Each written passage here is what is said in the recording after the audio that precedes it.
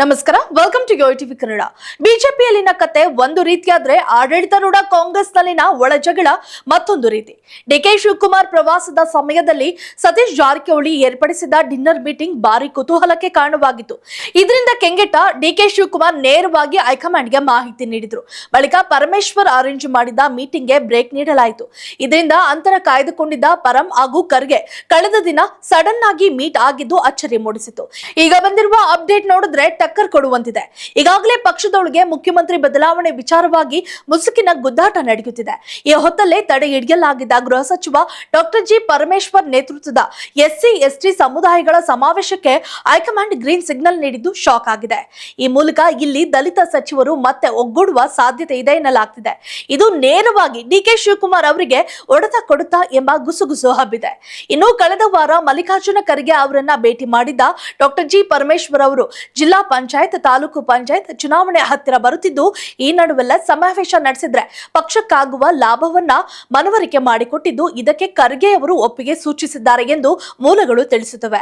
ಅಲ್ಲದೆ ಈ ಮಾತುಕತೆ ವೇಳೆ ಖರ್ಗೆ ಅವರು ಲೋಕಸಭೆಯಲ್ಲಿ ವಿರೋಧ ಪಕ್ಷದ ನಾಯಕ ರಾಹುಲ್ ಗಾಂಧಿ ಅವರನ್ನ ಸಮಾವೇಶಕ್ಕೆ ಆಹ್ವಾನಿಸುವಂತೆ ಪರಮೇಶ್ವರ್ ಅವರಿಗೆ ಸೂಚಿಸಿದ್ದಾರೆ ಎಂದು ಹೇಳಲಾಗ್ತಿದೆ. ಈ ಬಗ್ಗೆ ಮಾಹಿತಿಯನ್ನ ಜಿ ಪರಮೇಶ್ವರ್ ಅವರು ಲೋಕೋಪಯೋಗಿ ಸಚಿವ ಸತೀಶ್ ಜಾರಕಿಹೊಳಿ, ಸಹಕಾರ ಸಚಿವ ಕೆಎನ್ ರಾಜಣ್ಣ ಮತ್ತು ಸಮಾಜ ಕಲ್ಯಾಣ ಸಚಿವ ಡಾಕ್ಟರ್ ಎಚ್.ಸಿ. ಮಹದೇವಪ್ಪ ಅವರೊಂದಿಗೆ ಹಂಚಿಕೊಂಡಿದ್ದಾರೆ ಎನ್ನಲಾಗುತ್ತಿದೆ.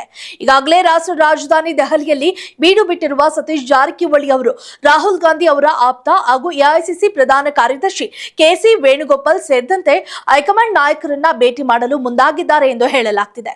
ಈ ಬಗ್ಗೆ ಮಾತನಾಡಿರುವ ಜಾರಕಿಹೊಳಿ ಅವರು, ಅವಕಾಶ ಮತ್ತು ಅವಶ್ಯಕತೆ ಬಿದ್ದಾಗ ದಲಿತ ಸಮಾವೇಶ ನಡೆಯುತ್ತದೆ. ದಲಿತ ಸಮಾವೇಶದ ಹೆಡ್ ಜಿ ಪರಮೇಶ್ವರ್. ಸಮಾವೇಶ ಪರಮೇಶ್ವರ್ ನೇತೃತ್ವದಲ್ಲೇ ನಡೆಯಲಿದೆ. ದಲಿತ ಸಮಾವೇಶ ಕುರಿತು ಪರಮೇಶ್ವರ್ ಮಾರ್ಮಿಕವಾಗಿ ನುಡಿದಿದ್ದು ಶಾಕಿಂಗ್ ಆಗಿದೆ.